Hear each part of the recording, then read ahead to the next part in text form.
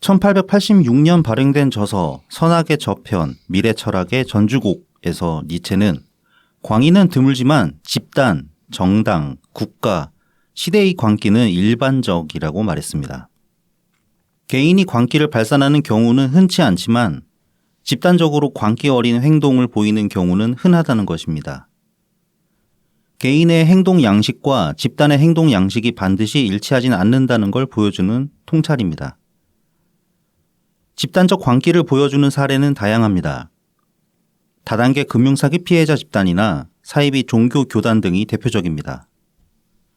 상식에 부합하지 않는 집단적 신념으로 스스로를 망치는 경우입니다. 또 다른 경우로는 개딸로 대표되는 정치적 집단을 들 수 있겠습니다. 이들의 신념은 상식을 따르지만 상식적인 기준을 일관되게 적용하진 않습니다. 그로 인해 발생하는 상식과의 괴리를 부정한 권력의 탄압으로 우기고 있습니다. 개개인으로는 미치지 않은 사람이 집단에 어울려 광기를 발산하는 건 집단 속에서는 집단의 신념을 검증할 수 없기 때문입니다. 집단 속에서의 객관화란 집단 내부의 시각일 뿐입니다. 그것이 상식과 얼마나 동떨어져 있는지는 혹은 얼마나 일관되지 못한지는 외부의 시각을 통해서만 확인할 수 있습니다. 상식적인 개인이 반드시 상식적인 집단을 형성하지는 않습니다. 집단적 신념에 매몰된다면 말입니다. 구성원 개개인의 객관적 시각이 그래서 중요합니다. 집단의 구성원들은 집단의 일원으로서 그리고 집단의 감시자로서 집단에 속해야 합니다. 또한 외부의 객관적인 시각을 열린 마음으로 받아들여야 합니다. 정치의 광기가 세상을 물들이고 있습니다. 개인으로서는 물론이거니와 집단의 구성원으로서도 자기 객관화가 필요한 시기입니다. 안녕하세요. 오늘은 7월 27일 토요일입니다. 저는 나이브TV 블랙하우 BC입니다. 네, 호구맨입니다. 1886년이면은 와 진짜 옛날인데 이게 지금 이제 2세기가 지나가지고 그래. 그렇죠. 이게 20세기 때는 그냥 뭐 한 100년쯤 됐네. 지난 세기 때 책이네 이렇게 얘기를 할 텐데 이제는 진짜 2세기니까 좀 많이 멀게 느껴지지. 네, 그렇죠. 야, 그리고 나도 2세기를 살았구나. 대단한데 갑자기 생각해보니까. 만으로 따져야죠. 아니 2세기를 살고 있잖아 지금. 20세기에 태어나서 21세기에 살고 있잖아 어찌됐건 간에. 2세기를 거쳐가고 있는 거지. 200년을 산 건 아니니까. 200년을 산 건 아니지만은 또 격변의 시대 아니었습니까? 또. 그렇죠. 네. 이 니체가 오죽 답답하면 이런 소리를 했겠냐 싶은 생각도 들고 이 시기도 이게 19세기 말이니까 대략 뭐 산업혁명 한참 산업혁명이나 이제 제국주의가 유럽에서 이제 아주 성행할 때 그러니까 성행할 때 아니었겠습니까? 그렇겠네요. 그래서 이제 별의별 미친 집단들이 막 준동했겠지. 그래서 이제 니체도 답답해서 이런 말을 남기지 않았을까 싶은데 이게 이제 군중심리 아닙니까? 쉽게 말해서. 집단적으로 집단은 왜 이제 광기에 휩싸이기 쉬운가 이걸 생각을 해보면은 집단 안에 들어가면 이제 일단 소속감으로 이제 뭉치잖아요. 공통된 주제의식을 가지고. 그러다 보면 이제 그 안에서 발현되는 행동 양식들이 이제 조금씩 사람들이 선을 넘게 만드는 거지. 어떤 사람이 이제 선을 한 1mm 정도 넘어가는 어떤 말이나 행동을 했다. 그러면 행동을 했는데 같은 집단에 속해 있으면은 대부분 이제 용납을 한단 말이지. 그렇게 이제 1mm씩 점점점 넘어가다 보면 어느 순간인가는 그게 한 모여가지고 1m, 2m가 돼 있는 거야. 그러니까 서로 둔감해지는 거죠. 네, 둔감해지고 나의 도덕성, 그러니까 원래 내가 지켜야 될 도덕적인 선이라는 건 내 스스로 가지고 있었는데 집단 안에서는 그게 내 스스로 그어놓은 선이 아니라 이 선이 이제 구성원들에 의해서 점점 좀 움직이는 거예요. 예전에 슬램덩크 만화책 보면 이제 그런 장면이 기억이 나는데, 이렇게 막 농구하다가 갑자기 이제 반칙 4개 먹어가지고, 변덕규가 반칙 4개 먹어가지고, 이제 퇴장 당할 뻔 하니까 이제 감독이 불러들였다가 변덕규가 각성을 해가지고 이제 다시 복귀를 하거든? 복귀한 다음에 그동안에 이제 수비하다가 계속 파울을 냈는데, 얘가 각성 모드로 들어와가지고 수비를 하는데 엄청 과감하게 수비를 하는 거야. 과감하게 수비를 하는데 파울콜이 불리지 않는 그 지점을 찾아내죠. 그러니까 이제 막 심판이 딱 눈 부릅뜨고 캔슬 딱 불라 그러다가 딱 멈춘단 말이야. 그래서 이제 안 불었다. 저선까지 밀고 들어오다니 그런 얘기를 하거든. 그러니까 이제 그런 식이에요. 말하자면 행동이 어떤 그 과격성이나 바운더리라는 게 그 슥슥슥 밀고 들어가는 거예요, 자꾸. 그러다 보면 사람들이 이제 그래도 되는구나 이게 쌓여가지고 결국은 이제 광기로 발현이 돼버리는 게 아닌가. 뭐 이제 그런 생각을 하게 됩니다. 뭐 개딸들이 그랬던 것도 그런 것도 결국 그렇게 이제 한 방에 처음부터 그렇게 과격했을 거라고 생각은 안 하거든요. 그 한나 아렌트라는 분이 쓰신 표현이죠. 악의 평범성. 네. 그러니까 그게 일반 대중들이 그 한 사람 한 사람은 굉장히 평범한 사람들인데 네. 그런 그 제국주의 시대 때 그 광기 어린 그런 네. 집단 학살에 참여한다던가 네. 뭐 유대인 학살이라던가 아니면 뭐 일본 같은 경우는 뭐 난징대 학살, 관동대 학살 네. 이런 사건들이 있었는데 그런 거에 아무렇지도 않게 참여할 수 있게 되는 거. 그게 이제 사회적으로 자기 합리화의 기제를 제공을 하기도 하고. 네. 그러면서도 이제 그 자기 합리화 기제를 그런 것만 던져 놓으면은 그 안에서 이제 발현이 되는 거예요. 발현이 돼가지고 점점 더 도를 넘는 행동들이 좀 도가 지나치는 행동들을 하게 되는 게 아닌가. 뭐 이제 그런 생각이 듭니다. 그래서 이런 것들은 우리도 이제 속해 있는 집단들이 있잖아요. 그 생각을 해보면은 항상 경계해야 될 부분이다. 네. 그래서 이제 저는 이제 추천드리고 싶은 거는 뭐 개인 간에도 마찬가지고 집단과 나의 관계에 있어서도 그 적절한 거리감이 항상 필요하다 그런 생각을 합니다. 그 적절한 거리감이 있어야지 좀 이렇게 필요할 때 딱 약간 거리를 두고 이제 객관적으로 보려는 노력을 했을 때 좀 더 객관적으로 볼 수 있을 가능성이 커지거든요. 안에 완전히 막 들어가가지고 막 무라일체의 경치가 돼버리면은 헤어나오지를 못해. 내부 논리에 빠져가지고. 그러니까 어느새 자기 자신도 모르게 매몰될 수 그렇죠. 있다. 이제 네. 그런 거겠죠. 근데 이제 뭐 지금 이제 우리 당원분들도 마찬가지 아니면 그 전에 이제 뭐 이낙연 대표님 지지자 생활을 하면서도 마찬가지였고 보면은 이제 그런 거리감 조절에 실패를 한다든지 그래가지고 좀 뭐 쉽게 말하면 그런 거 너무 깊게 몰입한다. 뭐 이제 그런 것들이 문제가 될 수가 있지 않을까. 이게 또 사람이라는 게 꼭 어느 집단에 속해서만이 아니라 자기 논리에 또 매몰되는 경우도 있기 때문에. 그렇죠. 이제 그래서 이제 개인적인 자기 객관화도 굉장히 중요한 것이고. 네네. 이제 그 못지않게 이제 집단에 대한 객관화도 필요하다. 네. 집단에 대한 객관화를 해보면은 이제 뭐 좀 더 우리가 갈 방향성을 명확하게 이제 찾아내는 그런 효과도 있습니다. 뭐 우리가 지금 어디에인지, 우리 위치가 어느 정도인지, 우리 처지가 어떤지 그걸 분명히 알아야지 우리가 앞으로 뭘 어떻게 하겠다는 거를 하나씩 해나갈 수 있는 거잖아요. 당장에 지금 뭐 우리 존재감 자체가 없다 이런 걸로 뭐 이제 그냥 탄식하고 있을 게 아니라 그러면 어디서부터 시작을 해야 되는가? 그것부터 파악하는 게 중요하지 않은가? 뭐 그런 생각도 합니다. 네. 이제 여름인데 올 여름에 또 확실히 좀 질병들이 많이 창궐을 하고 있어요. 네네. 뭐 지금 이제 지난주에는 제가 이제 말라리아 말씀드렸잖아요. 네. 지금 이제 질병청에서 25일 날 그 뇌염모기 전국에 뇌염모기 경계용보 발령을 내렸습니다. 뇌염모기 경계용보 이건 오랜만에 보는 것 같은데 이것도 방역 실패 아닌가? 그러게요. 그런 생각이 듭니다. 뭐 뇌염은 우리 초등학교 때 다들 매년 주사 맞았잖아. 네네. 예방 접종을 받았었죠. 네, 아무래도 이거 뇌염도 이제 그래서 상대적으로 보면 좀 영유아 쪽이 좀 취약하지 않은가. 네.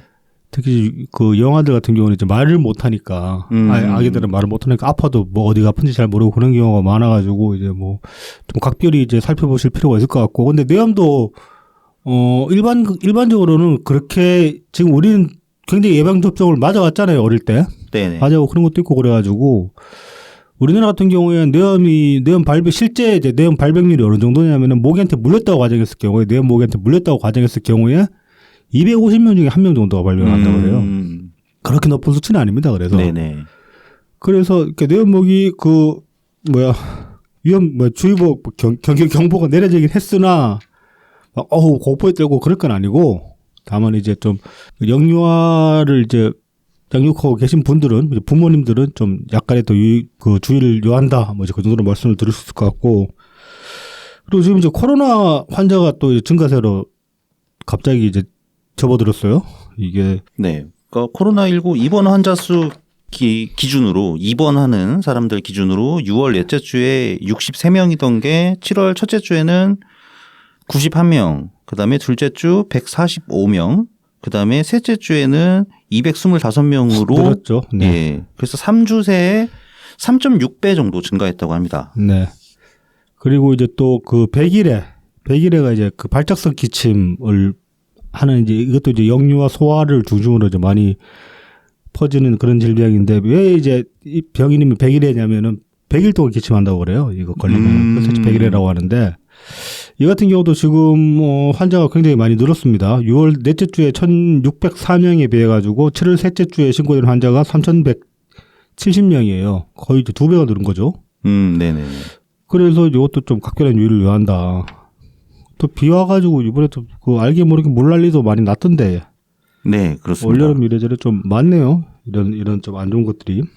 그래서 여러모로 안팎으로 좀 유의를 하셨으면 좋겠습니다. 지금 이제 민주당 전당대회 전국이잖아요.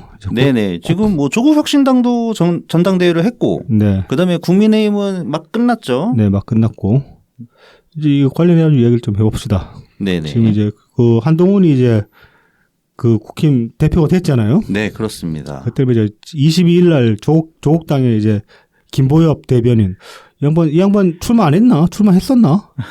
모르겠네요. 예. 관심이 없어가지고 아무튼 이제 대변인 김보엽이 이제 이렇게 이제 메시지를 냈어요. 한동훈 후보의 댓글팀 운영 의혹을 경찰에 고발했다. 이제 잔치는 끝났고 수사받을 일만 남았다. 수사받아라. 네. 네네. 그리고 이제 또 23일 날 이제 민주당 수석 대변인 이해식, 이 출세했어. 아, 그러네요. 네. 해경군 가방 멋지 하더니만은. 국민의힘 한동훈 신임 당대표를 향해 대통령이 절대 복종할 당대표가 아니라 국민의 명령에 복종하며 국민을 위해 일하는 여당 대표가 되길 바란다라는 메시지를 냈는데 이건 좀 많이 웃기지 않습니까? 뭐 당연한 얘기긴 한데. 당연한 얘기긴 한데 뭐 윤석열에게 절대 복종하지 말라 그러는데 지금 민주당은 누구한테 절대 복종을 하고 있는데. 아, 참. 그리고 재미난 거는 한동훈 같은 경우는 이번 전당대회에서 친윤이 아니라고 열심히 공격받았던 그렇습니다. 사람이지 않습니까? 그렇습니다. 실제로도 그 지난 비대위 때 네. 비대위 맡았는데 중간에 이제 윤석열이 그만두라고 했잖아요. 네네. 그때 이후로 관계가 틀어졌다는 얘기가 있더라고. 그렇죠. 그때 되게 강압적으로 야 뭐 너 실제로 하는 것도 없는데 거기 그냥 저기 자리 하나 줬더니면 그러고 이제 버팅기고 다니냐고 내려오라고 그렇게 이제 되게 좀 재수없게 명령적으로 얘기를 했다고 합니다. 그것 때문에 한동훈이 뭐야 이렇게 돼가지고 둘이 관계가 틀어졌다 뭐 그런 얘기 있던데 거기에 대한 시발점도 그 영부인 때문에. 그렇죠. 다 김건희 때문에 그런 거죠 지금. 지금도 김건희 카톡을 씹었네 마네 뭐 그걸로 시작된 거였잖아요. 그랬더니 또 이제 또 카톡 까져가지고 오마이에 나오고. 네네. 그런 것도 있고 그런데 이게 지금 그 야당 1당 2당 이 대변인들 메시지가 보면은 이건 뭐 신임 당대표가 선출이 됐는데 그래서 그 공치사라도 한마디 해야 되는 거잖아요. 근데 이제 그런 게 없어. 악담만 해, 악담만. 조국 혁신당은 대놓고 이제 원한을 드러내고 있고, 야, 조국 털듯이 한동훈 털면 다 나와 이런 식이잖아요. 얘네들 하는 소리가 항상. 네. 당장 근데 뭐 대표님 자평을 이제 대법심 결과 나오는 게 얼마 남지 않았는데. 그러니까요. 그러니까 꼭 마치 뭐 조국은 억울하고, 그러니까 조국은 억울하고 조국 잣대로 털면 안 털릴 사람 없다 이런 식으로 계속 얘기를 하고 있는 상황이고, 민주당은 그냥 자기들이 지금 이재명 독재당 됐으면서 무슨 뭐 절대 복종 이런 소리를 하고 있냐고 대체. 참 지금 그 민주당 같은 경우에도 지금 경선 중간 집계가 91%라고 그러잖아요. 이재명 득표율이. 네네. 그렇습니다. 조국당은 99%였고 얘네 둘이 지금 무슨 민주주의를 말할 그게 되나 진짜. 그냥 이런 재미난 숫자를 우리나라에서 보게 될 줄은 몰랐어요. 그렇습니다. 박정희 전두환도 이렇지는 않았는데. 자, 그리고 이제 그래서 이제 이 그 대전일보 기사를 하나 봅시다. 지금 27일 날 이제 대전일보 기사인데 제목이 이재명 재롱장치의 역풍 민주당 국힘의 1대4 완패라는 제목 기사입니다. 네네. 자, 이제 앞서 말씀드린 대로 이제 이재명은 지금 누적 득표율이 91.7%예요. 지금 그래서 이제 확대명이라는 말이 이제 뭐 돈다고 합니다. 확실히 대표는 이재명. 어대문까지는 좋았는데 거기서 계속 말을 이런 식으로 계속 만들어가고 있는데 별로 안 하는데 뭐 아무튼 네. 그래서 지금 이제 전당대회 단독 후보는 아니잖아요. 김두관이 7.19%고 김지수 이 양반 누구지? 그 청년 후보 있어요. 예. 청년 여성인가? 좀 젊은 남자예요, 남자. 남자예요? 예. 김지수는 1.1%라고 이제 기록해가지고 존재감이 없다. 기사에. 그러네요. 김두관 10% 정도는 넘을 줄 알았는데 10%도 넘지를 못하네요. 김두관이 이제 나름 이제 좀 그래도 좀 풍파를 일으켜 보려고 막 센 소리도 하고 그랬는데 별로 안 먹혀. 욕만 먹고 별로 안 먹혀. 이게 이제 센 소리가 하면은 김두관 욕하는 개딸들이 있자면 지지층들이 이제 지지자들이 같이 받아쳐줘야 되는데 그게 안 되잖아요. 그러다 보니까 뭐 김두관 혼자 그냥 한마디 했다가 깨갱하고 들어가는 그런 모양새만 계속 연출이 되고 있고. 이와 관련해가지고 이제 정성호가 24일날 김정배의 시선 집중에 나와가지고 뭐 이제 나도 그렇게 썩 좋아 보이지는 않고 경쟁이 좀 돼야 된다 그래서 얘기를 했다고 해요. 근데 뭐 이미 늦었죠. 이미 늦기도 했고 애초에 그런 걸 바랬을까 진짜? 그냥 하는 소리 아니야? 아니 모르겠어요. 하여튼 정성호 의원은 뭐 이런 식의 발언을 원래 좀 해요. 네. 이런 식으로 이렇게. 하기야 우리가 정성호 이제 지명 좌장이라고 싫어하긴 하는데 뭐 의원들 그 이제 인물평을 대체로 보면 정성호 뭐 괜찮은 사람인데 그렇게 평가하는 경우가 많긴 하더라고. 하여튼 이렇게 이런 우리 얄미워 보일 정도로 네. 이런 객관적으로 보이는 이런 발언들을 종종 하는 편이거든요. 네. 이분이. 네. 뭐 어쨌든 근데 예상대로 그 민주당은 이제 총선을 겪으면서 뭐 흔히 말하는 비명계가 싸그리 떨어져 나가면서 그 민주당의 염도가 네. 매우 올라갔다. 이재명의 득표율 91.7%는 지금 현재 민주당이라는 바다의 염도라고 봐도 무방하다. 이렇게 생각할 수 있죠. 뭐 이제 겁나 짜지 그냥. 아우 짜. 소금이야 이건. 다시 한번 또 임종석의 생각이 나면서 에이, 이제 임종석 온다 그래도 받지 마. 임종석 출마라도 하지. 출마조차도 안 하냐. 아유. 찌질해가지고 진짜. 지금 그 저기 총선 때 그 나가리 된 의원들 다 지금 뭐 그냥 당분간 정치에서 멀어진다 그러고 뭐 네네. 어디 여행을 가네. 히말라야를 가고. 윤영찬이었나 히말라야 가는 예. 그래서 지금 일극 체제에서는 뭐 이렇게 당내 문제에 참여할 생각이 없다. 뭐 이런 식으로 발언을 했죠. 그러거나 말거나지. 거기서 그래봤자 답 없는데 참. 아유. 뭐라도 해야지. 네, 뭐라도 해야지.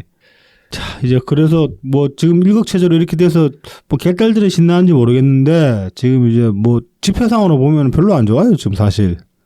이게 이제 이번 주 여론조사 5개를 보면은 한국갤럽 같은 경우는 국민의힘 지지율이 35%, 민주당이 27%입니다. 그리고 이제 전국 지표조사는 국민의힘 36, 민주당 25. 미디어 토마토는 국민의힘 40.5, 민주당 35.8. 미디어 리서치는 국민의힘 44.7, 민주당 29. 조원 CNI는 국민의힘 39.7, 민주당 40.2. 조원 CNI면 좀 튄다. 네네네. 뭐 거의. 그리고 이제 이 기사에서 인용은 되지 않았지만 리얼미터에서도 어떤 국민의힘과 민주당의 지지율 격차가 좀 벌어졌다는 기사를 제가 얼핏 본 것 같아요. 네네. 네. 그러니까 이례적이죠. 그러니까 리얼미터라던가 특히 미디어 토마토는 항상 좀 민주당 지지율이 강세로 나왔었거든요. 강세였죠. 상당히 오랫동안. 네네. 그랬었는데 야 미디어 토마토에서도 뒤집어졌다. 그러면은 이 보통 일은 아닌 거 아닌가 그렇게 네. 생각이 듭니다. 지금 추세가 이게 그 계속 요 추세가 이제 그 전당대회 전까지도 약간 격차가 있었는데 전당대회 시작하면서부터 벌어져가지고 점점 벌어지고 있는 추세거든. 네네. 그렇게 보면은 지금 뭐 저기 한동훈 당선되고 나가지고 저런 식으로 땀이나 뽑고 그런다고 해가지고 뭔가 자기들이 지금 처한 국면을 돌파할 수 있는가라는 데 좀 의문이 듭니다. 뭐 그 윤석열 욕하고 한동훈 욕한다고 지지를 오르는 게 아니라니까 지금. 문제는 그게 아니라니까. 전당대회 때는 99% 나오고 91% 나오는데.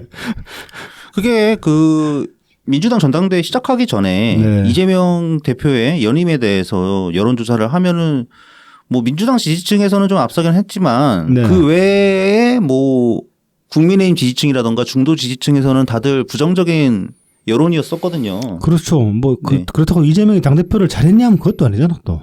그렇죠. 네네. 대외적으로 봤을 때. 네. 이재명 당대표 잘한다고 말한 건 개딸들밖에 없잖아.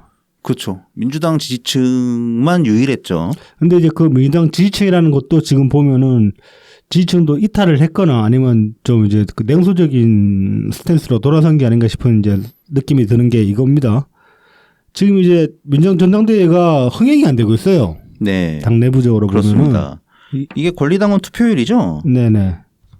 이게 이제 2년 전에 그 저기 뭐 이재명 당대표 됐던 이재명이 한 그때 77%였나? 네. 뭐 그 정도로 당선이 됐었죠. 그때 전당대회랑 비교를 해보면은 이렇습니다. 지금 계속 올라가고 그 제주도에 시작해서 쭉 올라오잖아요. 네네. 중간 과정이긴 한데 제주도가 이제 그 2년 전에 28.62%였어요. 네. 투표율이. 근데 지금 이번 같은 경우는 18.39%예요. 네. 그래서 한 대략 10.2% 정도 하락을 했고 네. 그다음 이제 인천이었는데 인천은 그래도 뭐 선방한 편 3.5% 하락을 했어요. 네네.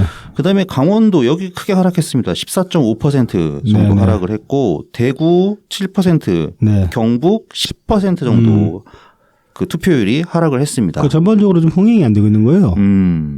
얘네 그리고 뭐 300만 당원까지 얘기를 했었잖아. 근데 지금 전당대회 네네. 앞두고 지금 나온 권당 숫자는 61만인가 그래요. 많이 줄었죠. 네네. 아니 그 이제 300만 당원인 건 그냥 이제 페이퍼 당원까지 포함해서 그런 거였지. 그 일반 당원까지 네네. 하고 권리당원도 100만을 넘었었는데 권당 이번에 100만 이제 넘었었나? 61만 예, 권리당원 100만 넘었을 거예요.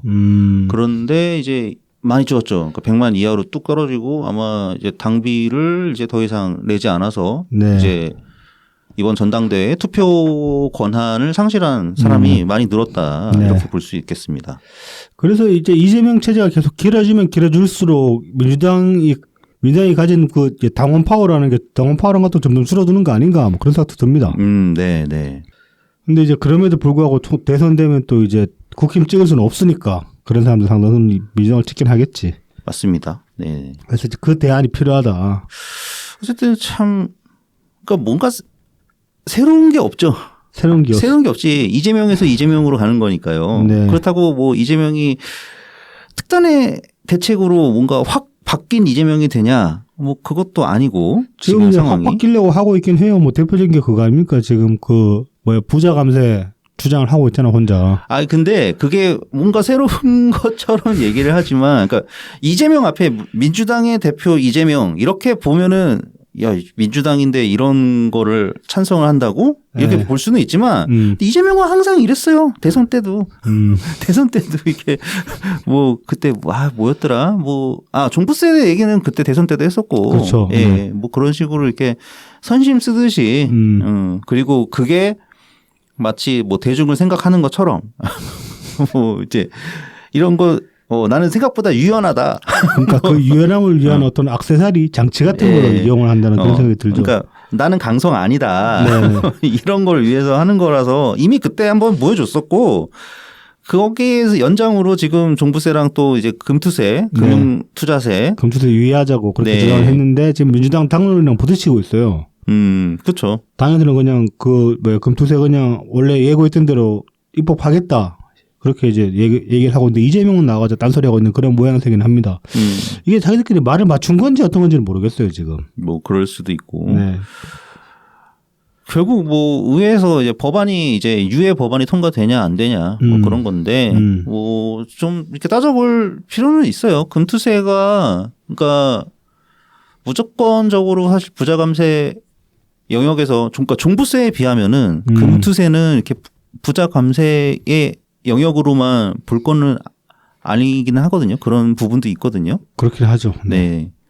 왜냐면 근데 뭐 워낙 그 다양한 개미 투자자들이 있기 때문에. 그러니까 이제 문제는 그거죠. 그 어떤 그 일군의 개미들 주식이든 코인이든 간에 네네. 그 사람들이 대중적인 이미지가 너무 안 좋아. 일확천금 노리면서. 그러니까 그 전에는 거래세란 말이에요. 예. 거래를 한 번 할 때마다 세금이 그러니까 그렇죠. 수수료 예. 떼이는 거야. 네네. 그러니까는 이게 단타를 치려고 해도 항상 이 수수료 까이면서 단타를 쳐야 되는데 그렇죠. 거래세를 폐지하고 이제 금투세로 가면은 마음껏 단타를 칠 수 있게 된단 말이죠. 그렇죠. 그 사람들이 네. 그게 과연 그 개미 투자자들한테 과연 좋은 일인가? 그러면 이제 이런 거 좀 따져봐야 되거든요. 고삐 풀린 망아지처럼. 그럴 수도 있는 거예요. 그래서 금투세가 이게 참 막 무조건 이렇게 좋은 효과를 가져온다고는 할 수 없어서 유예하는 것도 그러니까 충분히 다 따져보지 않았으면은 유예하는 것도 저는 방법인 것 같아요. 지금 보니까. 네. 어쨌든 근데 이재명이 튀어 들어오니까 좀 재수 없다. 재수가 많이 네. 없죠. 하필 아이씨 입 닫고 살아야 되나 막 이런 생각도 들고. 어쨌든 근데 그러면은 이제 이재명은 그렇고 네. 그 한동훈은 도대체 새로운 게 뭐가 있냐. 한동훈도 뭐 이미 비대위에서 처참하게 총선 패배하고 그렇죠.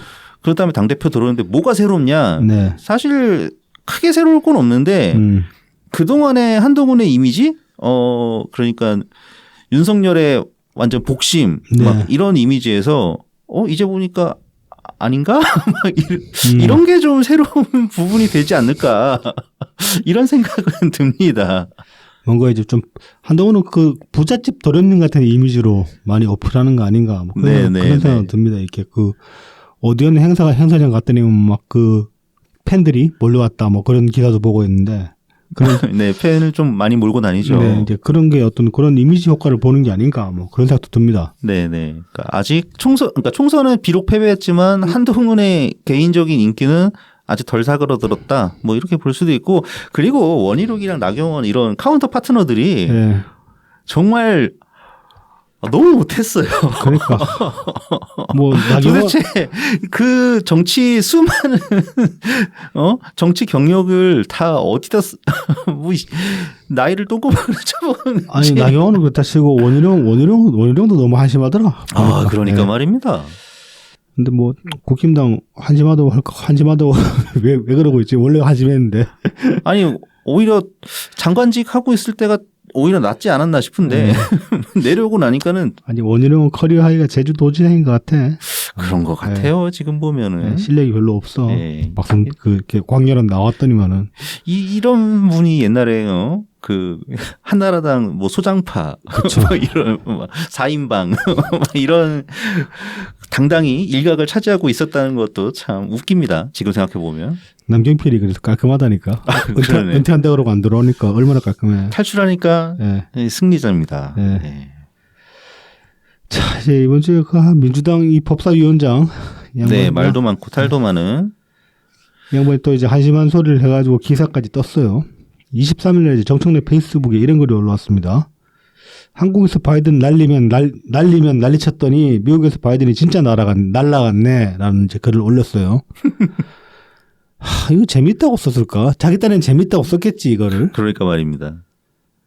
날라갔네라는 거 이거 사실 비문이잖아. 날아갔네. 그렇죠. 네. 날라갔네라는 말도 안 되는 거고. 그리고 법사위원장이면 사실 가벼운 자리 아니잖아요. 네, 맞습니다. 네. 미국으로 치면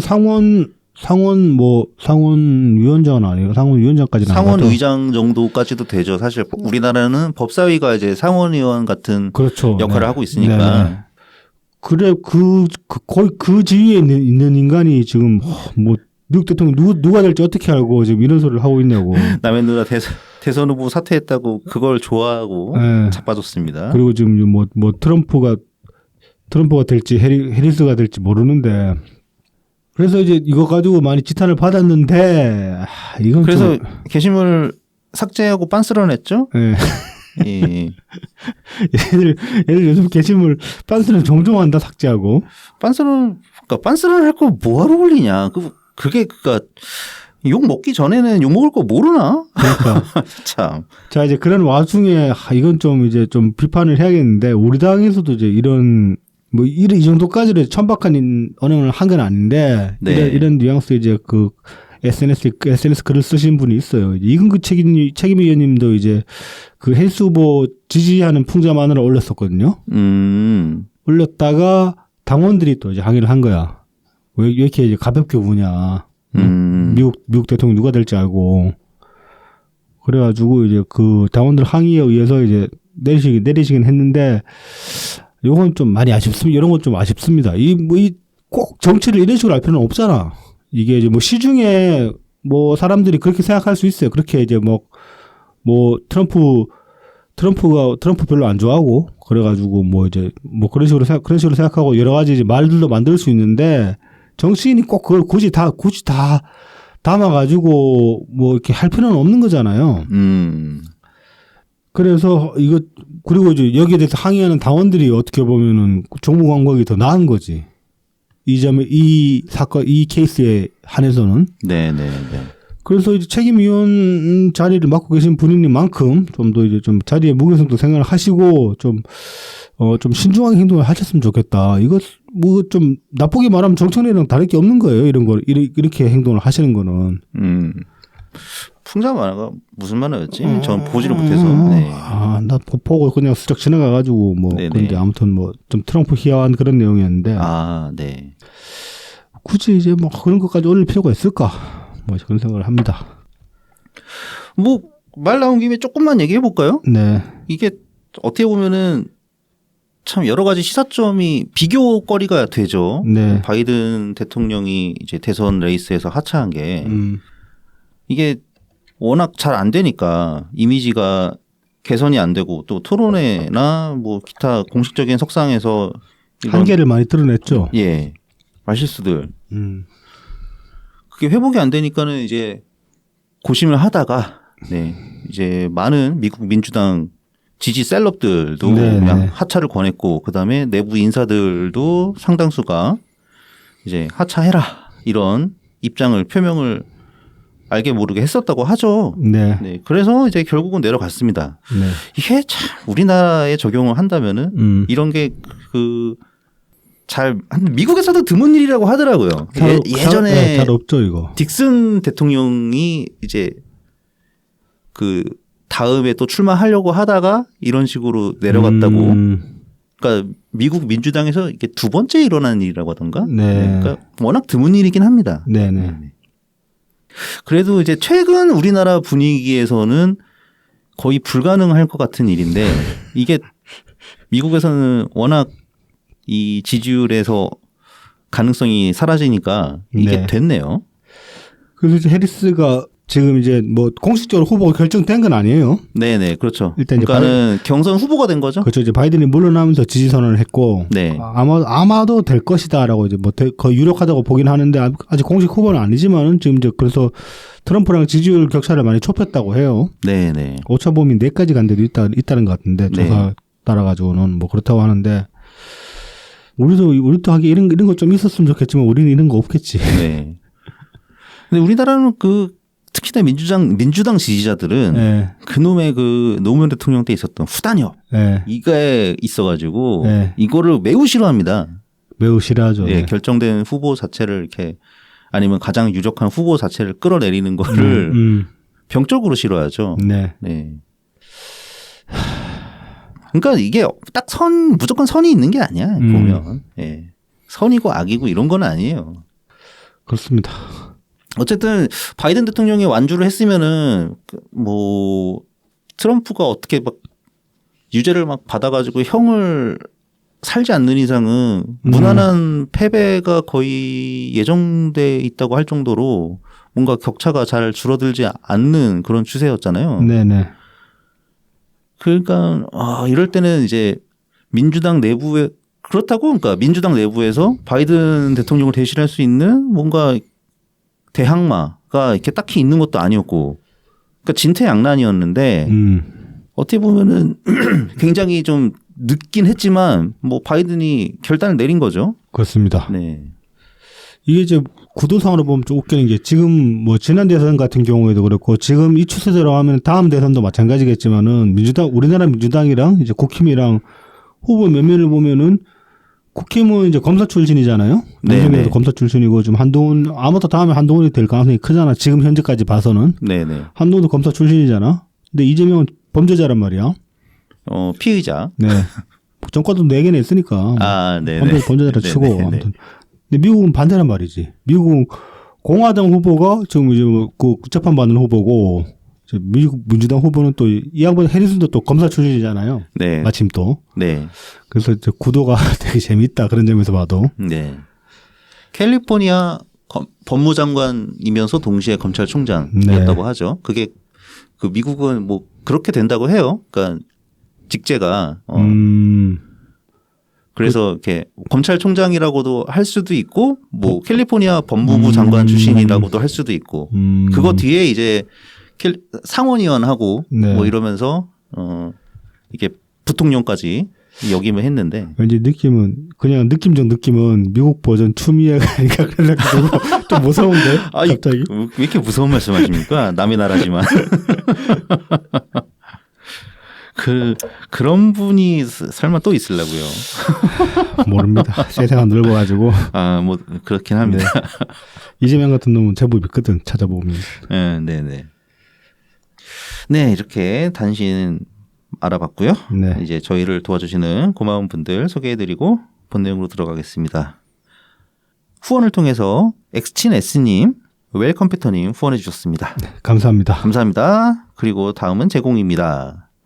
웰컴퓨터입니다. 부산 사하구 낙동대로 323번 길의 6 상하역 2번 출구에 있습니다. 070-8742-959, 051-271-0066, 010-8691-0079번입니다.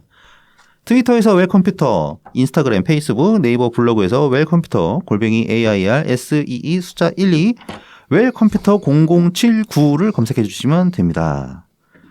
오랜 조립 경험을 바탕으로 최적의 견적을 구성해 드립니다. 가성비 좋은 사무용부터 게이밍, 딥러닝용 같은 최고 사양의 PC까지 조립해 드리고 있습니다. 다나와 최저가 가격으로 웰컴퓨터의 견적을 확인해 보시기 바랍니다. 전국 어디서든 AS가 필요하시면 연락 주시기 바랍니다. 안전 배송에 사용하는 웰컴퓨터의 배송 박스를 미리 보내드립니다. 문제가 생긴 컴퓨터를 안전 배송 박스에 넣어서 다시 웰컴퓨터로 보내주시면 전국 어디에서도 웰컴퓨터의 AS 서비스를 받으실 수가 있습니다.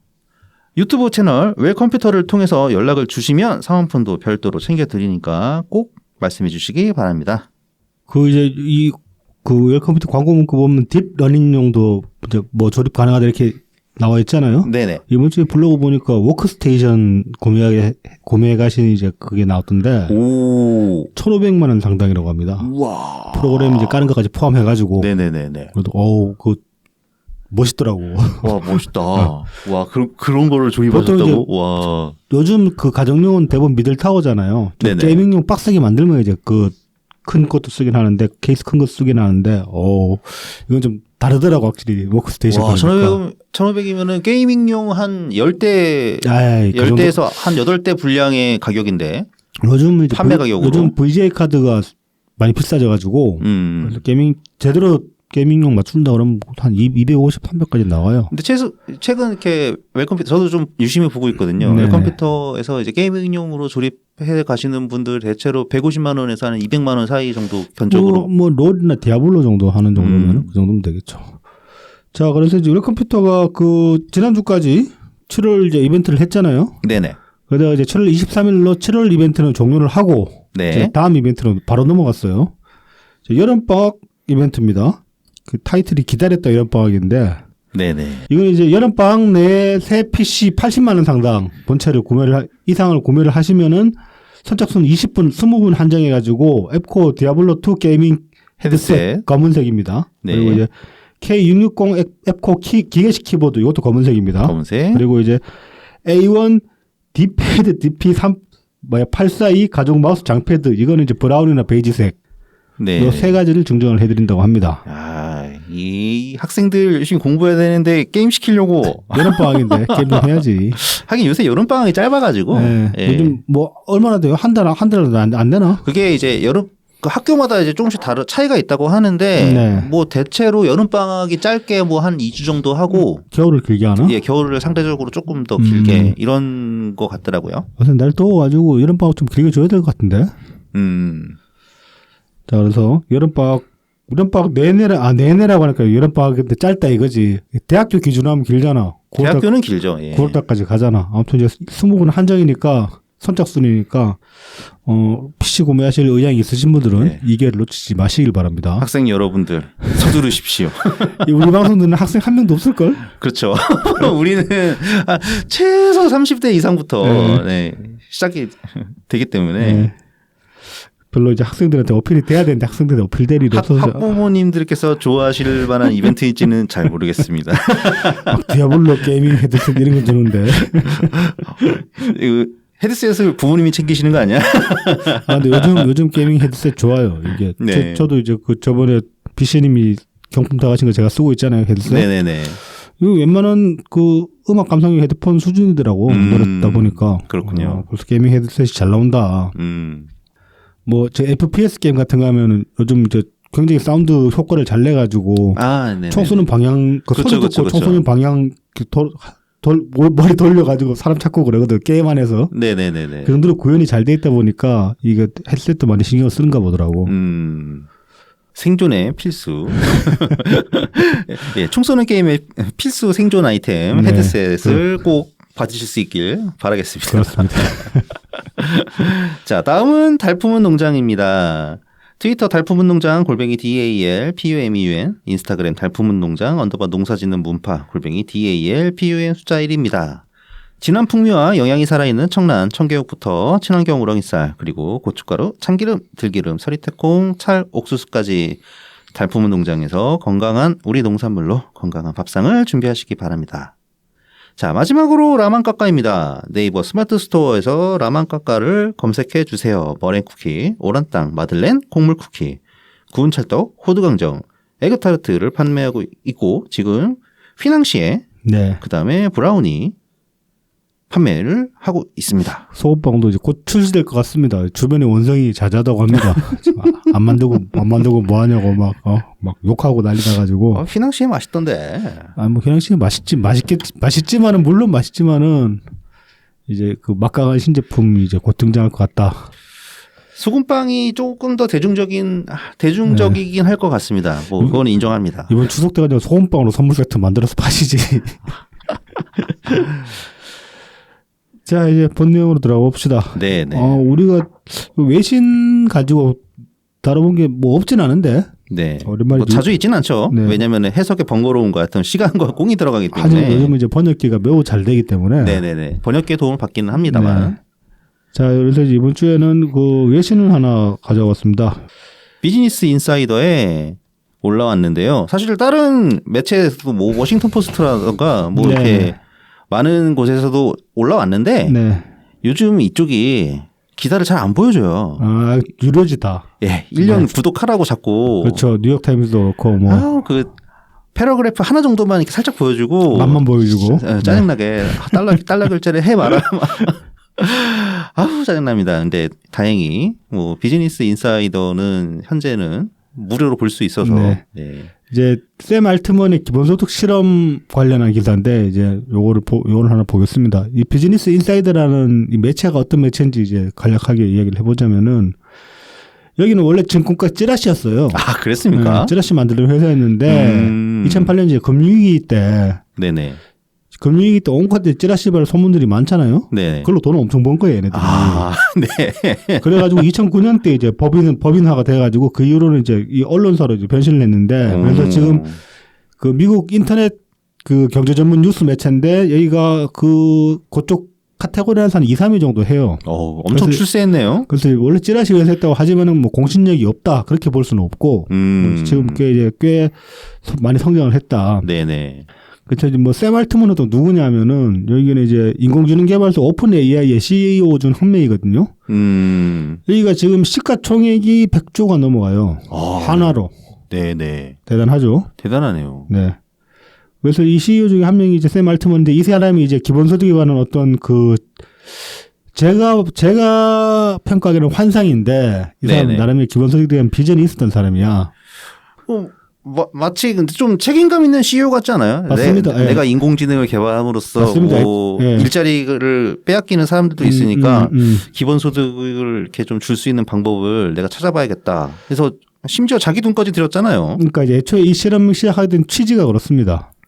자기가 이제 이 오픈 AI에서 만든 대표적인 게 이제 챗 GPT예요. 그리고 이제 오픈 AI의 이 모토가 기존에 이제 그 구글이나 아마존 같은 데서 이제 2010년대 들어서면서부터 AI 개발을 본격적으로 시작했을 때 얘네들은 다 기업 차원에서 AI 개발을 하다 보니까 폐쇄적이었단 말이죠. 네네. 근데 이제 뭐 앞으로 이제 다가올 미래는 AI의 시대다. 이런 이제 공통 주제의식을 가진 기업가들이 모여가지고 야, 그 기술 공유해야지 니들끼리 그러면 그걸로 장사지를 생각만 하냐 이렇게 이제 반기를 들고 일어나가지고 그렇게 해서 설립된 회사가 오픈 AI거든요. 그래서 이 샘 알트먼 같은 경우는 말씀하셨다시피 어떤 이제 그런 도덕적인 의무감을 좀 가지고 있었던 거예요. 네네. 이제 AI가 정말로 보편화돼 버리면 사람들이 다 실직하게 될 텐데 그러면 뭐 먹고 사냐?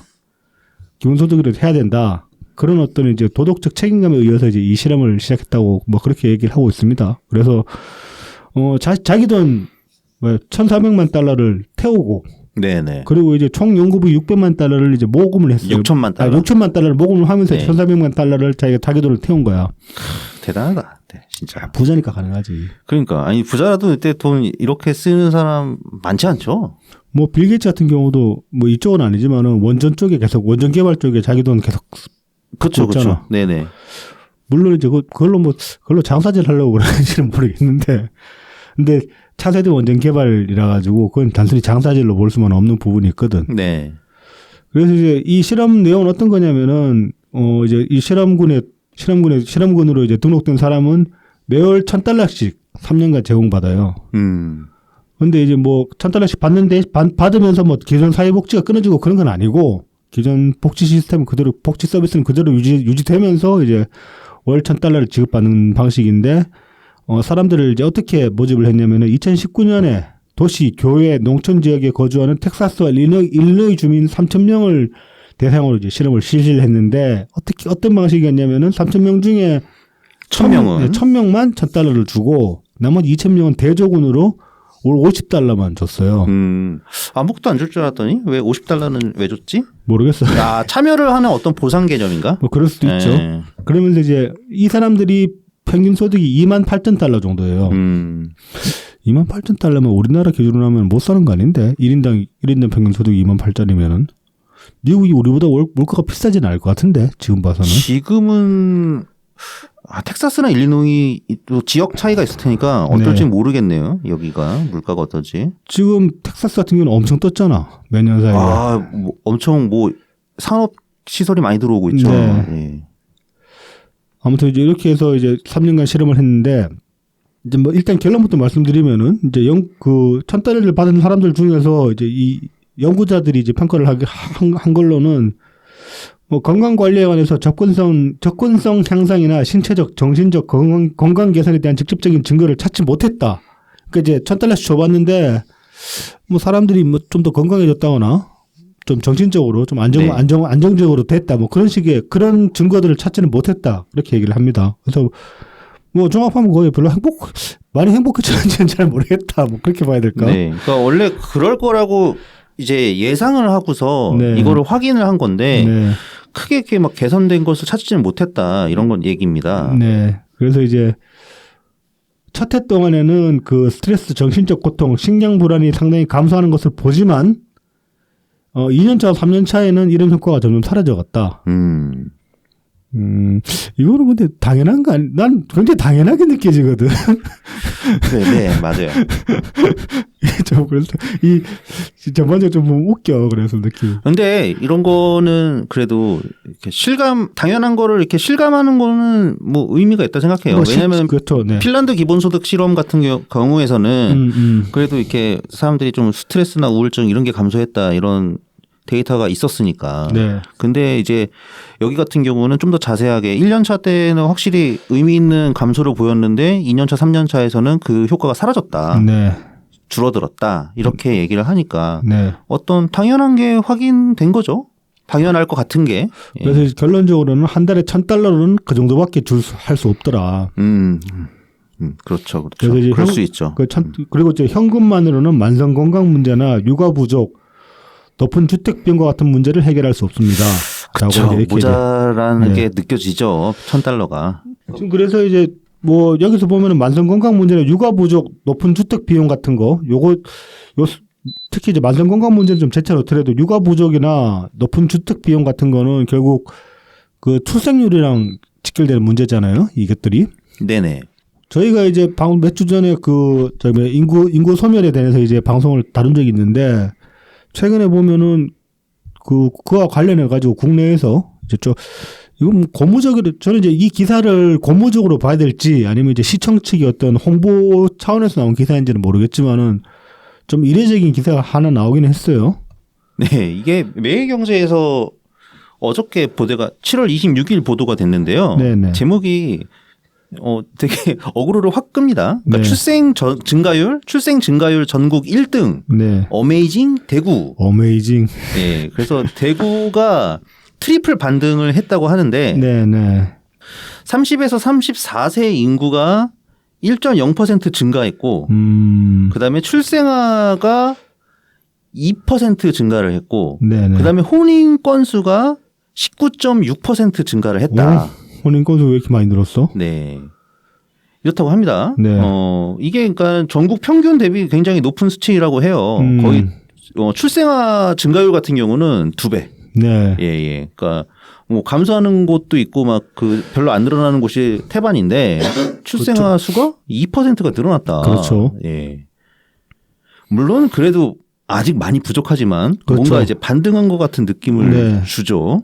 이게 이제 뭐 근데 이제 뭐 갑자기 튀는 걸 수도 있으니까 좀 더 추세를 지켜볼 필요는 있죠. 네. 그래서 대구가 이제 일단은 이 젊은 인구 30에서 34세가 늘어났는데 일자리가 좀 늘어났다는 것 같아요. 네. 그래서 오랫동안 이제 대구가 산업적으로 정체되어 있는 이미지가 강했는데 정체 정도 아니라 거의 산업 소멸 수준이었어요. 제가 대구 떠나올 때만 해도. 그래서 작년 대구시의 15세 이상 고용률이 59.8%라고 네. 하는데 이게 2000년 이후 최고 기록이라고 합니다. 그러니까 통계 자료가 공개된 게 이제 이때부터니까. 네네. 그래서 그다음에 15세 이상 취업자 수도 전년 2022년 대비겠죠? 네. 19,000명이 늘어난 124만 7천 명으로 마찬가지로 역대 최대치를 찍었다고 합니다. 좀 고무적이긴 한다. 이 수치는 상당히. 네네. 그다음에 이제 실업률은 마찬가지로 이제 6.3%로 역대 최저를 기록을 했고. 이건 이제 청년 실업률이죠. 네. 15세에서 29세 네. 실업률입니다. 그래서 2022년부터 작년 2023년까지 대구시가 이제 8조 원이 넘는 투자 유치를 이뤄낸 것이 주요 원인이 아니냐. 네네. 뭐 이렇게 이게 그 전 한 10년 투자 유치한 금액에 맞먹는다고 해요. 그러니까 홍준표가 돈을 많이 어떻게 끌어왔나 봐요. 네. 그러니까 이런 거 보면 좀 대구시청에도 홍보자를 뿌린 거 아닌가 그런 느낌이 살짝 받긴 뭐 합니다. 있죠. 근데 네. 뭐 끌어왔다고 하니까 네. 뭐 못했다고 할 수도 없고. 그렇습니다. 네. 네. 뭐 어쨌든 뭐 AI 뭐 블록체인 빅데이터 뭐 이런 여러 가지 첨단 용어들 다 나오고. 네네네. 반도체로 뭐 도심 항공교통 헬스케어 뭐. 네. 그래서 미래 5대 신산업 위주로 해가지고 네. 투자 유치를 많이 했다고 합니다. 네네. 네. 그다음에 뭐 대구 아파트 가격이 이제 하락해가지고 지금 수도권 빼고는 많이 떨어지고 있거든요. 그래서 이 집값 하락이 또 사람들의 혼인하기 좋게 만드는 요인이 아니냐. 네. 이건 좀 격세지감 느끼는 게 2010년대 정도쯤에 네네. 이때 이제 제가 이제 한창 여기저기 용접질하러 다닐 때 네. 그때 이제 건설 경기 이야기 들어보면 대구 같은 경우 아파트 지어놓고 그 지역 건설사들이 하고 그랬었거든요. 왜냐하면 분양이 안 되는 거야.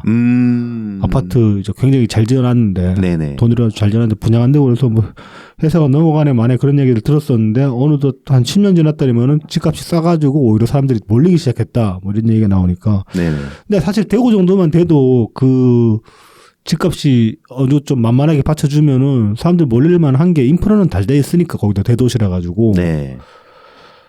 뭐 홍준표 광판한 기사 같은 느낌이 좀 그러네. 대선. 네.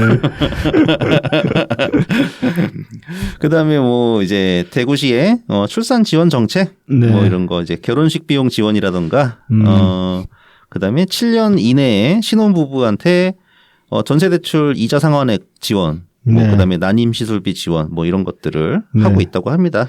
근데 이제 여기서 요 기사에서 굳이 뭐 좀 보자면 근거로 내세운 게 일단 어쨌든 수치상으로 증가했다는 부분은 요것들을 일단 이제 그 자체로 받아들여야 될 것이고 그다음에 산업구조 재편되면서 이제 좀 일자리가 늘었다. 그것도 이제 이 기사에 따르면은 뭐 기존에 원래 대구는 이제 그 제조업 쪽, 네네네. 특히 이제 뭐 섬유산업 쪽으로 그렇죠, 많이 그렇죠. 밀어붙였었는데 그걸로 한 90년대까지 먹고 살았었거든요. 근데 이제 그때부터 쇠락기 접어들면서 공단이 막 텅 비기도 하고, 그래서 사람들 다 젊은 사람 다 빠져나오고 그랬었단 말이야. 근데 이제 그게 산업 구조가 재편되면서 일자리 다시 생겨가지고 사람들이 늘었다 그러면은 이것도 고무적인 일이고, 여기서 보면 홍준표가 뭐 저기 사람들한테 돈을 많이 뿌렸다 그런 얘기는 없잖아요. 그런데 인구가 지금 증가세로 갑자기 이제 접어들었다 이렇게 얘기를 하고 있는 거니까. 그러니까 이제 반등세가 나타났다. 네. 이런 거거든요. 네네. 이게 이제 그래도 항상 이 출산율이라든가 뭐 이런 인구 변화는 장기적으로 바라봐야 그렇죠. 되기 때문에 네. 뭐 이거 가지고 이렇게 뭐 와, 대구가 뭐 해결됐다. 뭐 이렇게는 이제 절대 얘기 못 하죠. 그렇죠. 1년 가지고도 얘기 못 하고 네네. 한 10년 정도 봐가지고 추세를 놓고 봐야 되는 거지. 네네. 이건 단순하게 볼 문제는 아니긴 합니다. 다만 이제 뭐 다른 지역과 비교했을 때 뭐 음, 희망적인 신호가 보였다. 네. 이건 확실한 거죠. 이러면 이제 정책적으로 좀 탄력을 받을 수는 있죠. 네. 동력을 이제 얻을 수는 네. 있으니까. 그리고 홍준표의 어깨에 뽕이 가득 들어가기 좋다. 아무튼 이제 이걸 가지고 이제 아까 그 기본소득 이야기를 다시 해보자면은 네네네. 월 $1,000니까 대략 한 1,100만 원, 110만 원 정도씩 준 거잖아. 아니지, 한 140만 원 준 건가? 요즘은 140만 그렇죠. 원이고 140만 원 좀 되죠. 예전 이제 환율을 생각하면 한 110만 원. 뭐 평균 잡아서 한 120 칩시다. 네네. 월 110씩 줬는데 이거 가지고 사람들이 뭐 특별히 뭐 이런 식의 어떤 그 효과를 보지는 못했다고 한다고 보면은 뭐 단순히 돈만 가지고 해결될 문제는 분명히 아니다. 그리고 이제 그런 게 있어요. 이게 지금 이 실험이 3년 동안 한 실험이잖아요. 네네. 3년 동안 하면 사람들이 이게 3년 뒤에 끝날 거라는 걸 알잖아. 아, 그러네. 그러니까 이거 뭐 미리 계획 세우고 한다는 걸 이 돈 줘가지고 미리 계획까지 세울 거라고 예측을 했다면은 그거야말로 진짜 섣부른 예측인 거지. 그렇긴 하네요. 네네. 아니 그 미래 끝이 어떻게 될지 아는데. 그래서 저는 전반적으로 이 실험 자체가 많이 뻘짓이었다. 그러니까 이 결론을 얻고자 그 돈을 썼다는 거는 좀 천박하게 말하자면 돈지랄이었다. 뭐 그런 생각이 들긴 합니다. 네네. 자, 그래서 이제 뭐 주택 비용 같은 문제를 해결할 수 없었다. 그러면서 이제 또 좀 재밌는 내용이 이거예요. 대조군, 그러니까 아까 그 말씀드린 대조군, 그 2,000명 네네. 월 $50 주는 그 대조군을 비교했을 때 수혜자는 은행 계좌에 개인 저축이 25% 정도 증가했다. 이거 네, $1,000 받는 분들이 그러니까 네. 저축을 많이 했다 이 얘기죠. 이거 진짜 이거 좀킥 맞는데 갑자기 돈 쓰고 돈 남는 사람들한테 돈 줬다는 소리 아니야 이거. 그래서 이제 또 재밌는 건 또 이런 내용도 있어요. 수혜자는 또한 다른 사람에게 한 달에 $22 더 많이 썼다. 이건 이제 이것도 대조금보다 한 26% 정도 더 많은 금액이다. 뭐 쉽게 말해서 그냥 $1,000씩 돈을 매달 줬더니만은 인심이 후해지더라. 뭐 그런 내용입니다. 이거 뭐 $20 더 많이 썼다. 이건 뭐 팁 같은 걸 더 줬다 그런 걸까? 그냥 지출이 좀 더 그러니까 못하던 지출이 좀 더 늘었을 수는 있죠. 다른 사람에게 한 달에 $22 더 많이 썼다는 거니까 누구한테 돈을 줬다는 얘기잖아요. 이거는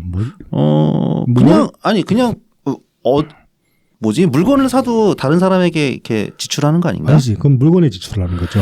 그래서 팁이나 뭐 자식들한테 용돈을 준다거나 뭐 선심을 쓴다거나 그런 거 같은데 이거는 그런 건가? 이거는 좀 더 확인을 해봐야 될 것 같네요. 네. 예. 그리고 이제 자동차나 주택 소유에는 거의 영향이 없었지만은 $1,000를 받은 수혜자는 통제금보다 동네를 옮기거나 주택 비용을 지불할 가능성이 더 높았다. 이건 좀 애매해요 표현 자체가. 애매한데. 그러니까 뭐 이사를 좀 더 알아봤다는 얘기인가? 주택 비용을 지불했다는 건 대출금을 갚았다. 아니 지불할 가능성이 높았다는 거니까. 대출금 갚은 사람도 있겠지 실제로. 그렇죠. 그러니까 대출금 이자에 허덕이는 사람들이 많았기 때문에 그렇죠. 이 $1,000가 그런 이자 비용 부담하는데 굉장히 많은 도움이 됐을 거예요. 네. 그리고 이제 수혜자들은 치과 치료, 응급실 방문 및 건강관리 지출에서 대조군에 비해 약간 증가한 것을 보이긴 했지만은 건강이 개선되었다는 직접적인 증거는 없었다라고 합니다. 자, 그리고 또 이제 대조군이랑 수혜자를 비교했을 때 3년 차에 예산을 갖고 교육을 발전시키고 싶어 할 가능성이 더 높았지만은 전반적인 교육적 성취에 대한 유의미한 효과는 또 없었다. 라고 합니다. 네네. 자, 그래서 이제 이 실험이 2019년에 시작이 됐잖아요. 네. 그때 이제 마침 이제 코시국이었잖아. 네. 그래서 코시국 동안 이제 진행된 연구라고 볼 수 있는데, 좀 재밌는 게 수혜자의 취업률이 대조군에 비해서 2년차와 3년차에 떨어졌다는 것을 발견을 했다고 합니다. 평균적으로 이 코시국 지나면서 그 모든 그 통제군이랑 그러니까 대조군이랑 수혜자군이랑 둘 다 이제 수입이 늘었어요. 실험 시작할 때보다 소득이 실험 끝날 때 소득이 늘었지만은 이 대조군은 그러니까 아까 평균 소득이 2만 8천 달러 정도라고 그랬잖아요. 그러니까 대략 한 3만 달러 정도로 잡았을 때 그 대조군은 5만 970달러로 이제 한 5,500달러, 5,000달러 정도 늘었어요. 12,000달러.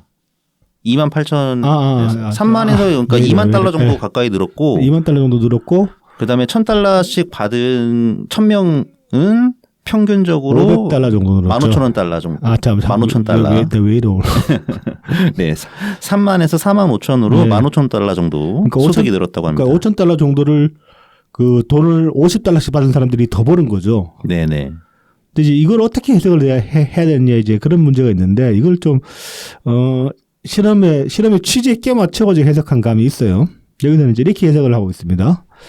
현금은 유연성을 제공하며 수혜자의 개별 상황, 목표 및 가치에 맞는 고용 결정을 내리는 데 있어 주도권을 높일 수 있다. 그러니까 주도권 높일 수 있다는 게 내가 쫓기듯이 취업을 하지 않고 좀 더 버팅길 수 있다. 이거 이제 기본소득의 원래 그 취지로 주장하는 것들 중에 하나긴 하죠. 네네. 사람들이 이제 일자리에 목매지 않을 수 있으니까. 그렇죠.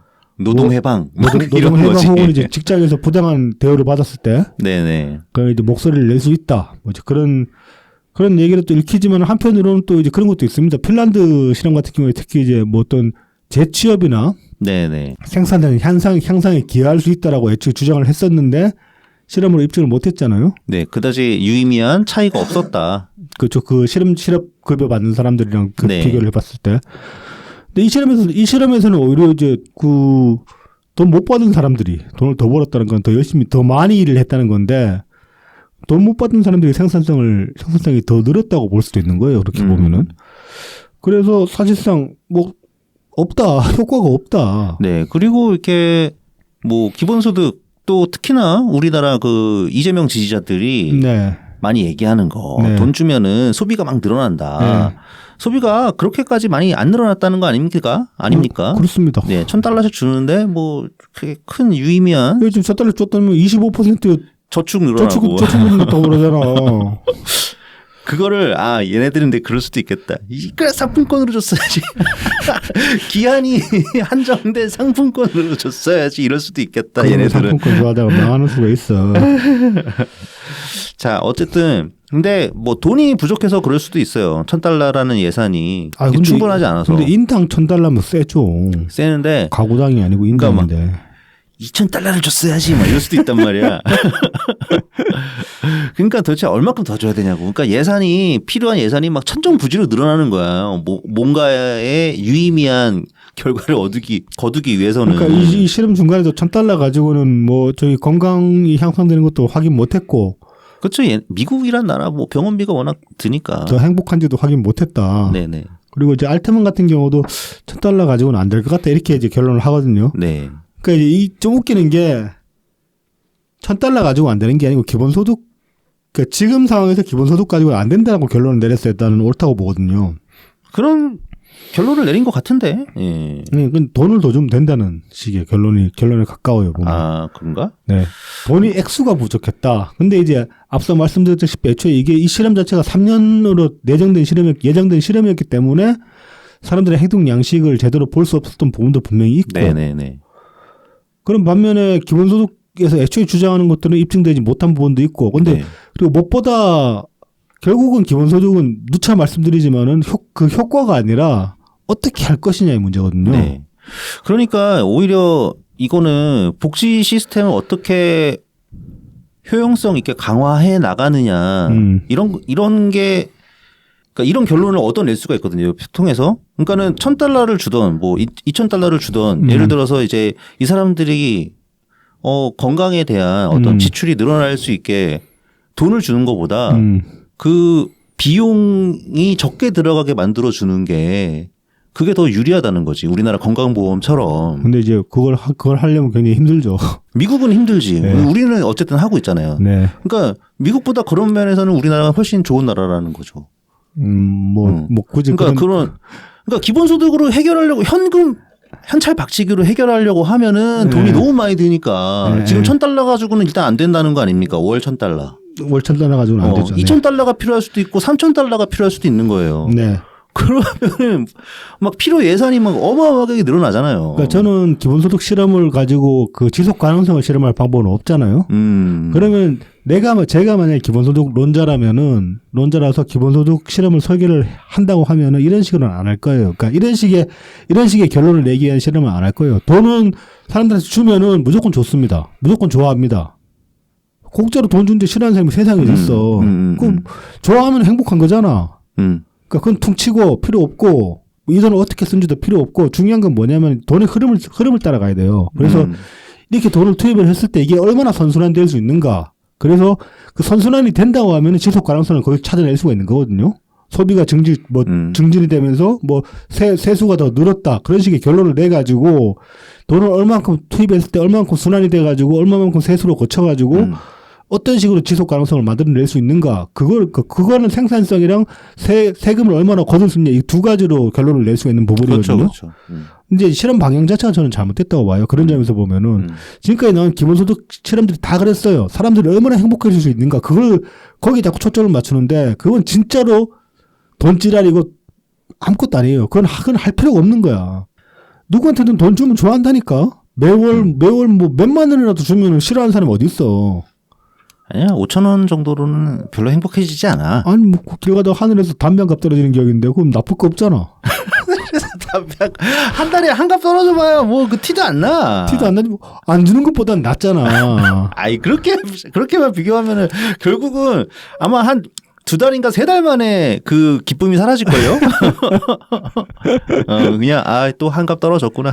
이렇게 그래도 생각하지. 안 받는 것보다 낫잖아. 밖에 주면 받아. 그러니까 이제 돈을 줘서 사람들이 얼마나 행복해질 것인가 이거는 하지 마라. 할 거면은 그리고 그런 식으로 해가지고 결론을 내는 거는 진짜로 그래서 어쩌라고밖에 안 되는 거예요. 그래서 이런 실험은 더 이상 하지만 알트만도 참 뻘짓했다. 돈 많으니까 했겠지만은. 이런 거 돈 많은 사람이 해야지. 물론 그렇긴 합니다. 우리가 네. 어떻게 합니까? 네. 그 점에서는 칭찬해 드립니다. 네. 그래서 돈 많이 벌어가지고 이런 것도 해보고. 굉장히 미국스럽다. 네. 근데 이걸로 광팔 생각은 하지 마라. 뻘짓했다. 네, 광팔려다가 실패한 사람이 있잖아요. 미국에도 앤드류 양이라고. 그 뉴욕시장 선거에 뛰어들었다가 안 됐죠. 이재명이랑 붙어 먹게 나오고. 아니 이재명이 붙어 먹었지. 네. 앤드류 양한테. 앤드류 양이 미국 사람이라고. 네. 야, 그래 너 훌륭하다. 나도 응원한다. 이런 식으로 이재명이 거기다가 어떻게든 숟가락 얹어보려고 했죠. 구질구질해가지고.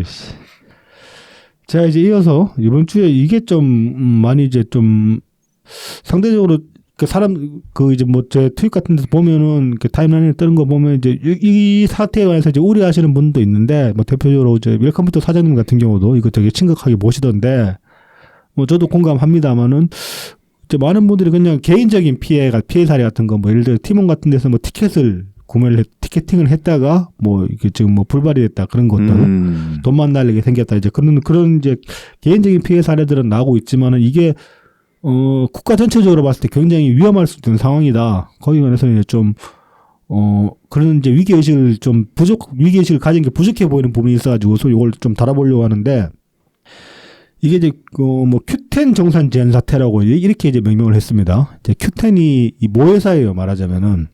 이 사태의 이제 계열사들 대표적으로 티몬이랑 위메프 같은데. 네네. 여기가 이제 2010년 작년에 이제 2023년 2023년 왜 잠을 못 자서 그러냐.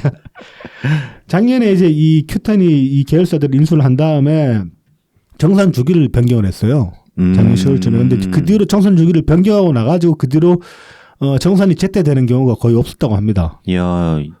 돈을 제때 안 준다고? 네, 그러다가 지금 이제 이번 달에 들어가지고 이 정산을 아예 못 해주는 상황이 생긴 거예요. 그래서 지금 이 사태가 터진 건데, 관련해서 이제 사태 터지기 한 열흘 전쯤에 전자신문에서 이런 기사가 났었어요. 클릭 한 번에 12만 원 수익 팀원 캐시 괜찮나? 고할인 선불 충전금 우려해가지고 이게 이제 이때 어떤 일이 있었냐면은 7월 10일부터 팀원이 이제 팀원 캐시의 전환 팀원 캐시의 페이커 전환 환도를 200만 원으로 상환을 합니다. 이게 뭔 얘기냐면 팀원에서 팀원 캐시라는 걸 구매를 하면은 뭐 팀원 가맹점에서 쓸 수도 있지만 이걸 이제 페이커 캐시로 전환을 할 수가 있어요. 근데 페이커 캐시는 현금으로 환금이 됩니다. 여기는 공식적으로. 네네. 그 이제 저기 상품권 매입해가지고 파는 상품권 매입해 주는 것처럼 그렇게 해주는데 여기 주로 이제 문화 상품권을 많이 매입을 하거든요. 페이커에서. 네네. 그리고 이제 그 팀원 내부 정책에 따르면은 팀원 캐시의 60% 이상을 쓰면은 40%까지는 환불을 해줘요. 네. 그래서 이제 이 두 가지를 어떻게 활용을 할 수 있느냐. 여기 지금 이게 그 7월달 들어가지고 팀원에서 팀원 캐시를 10% 할인 판매를 했거든요. 이벤트로. 그래서 네. 10% 싸게 사가지고 60%는 페이커 캐시로 충전을 시켜가지고 페이커에서 8%의 그걸 떼요. 수수료를 떼요. 이제 그 수수료 떼고 이제 거기서 현금화 시키고 나머지 40%는 환불 받으면 되는 거야. 그러니까 이 과정을 해버리면은 1인당 한 12만 원 정도의 차익이 생겨요. 원래 10% 싸게 샀으니까.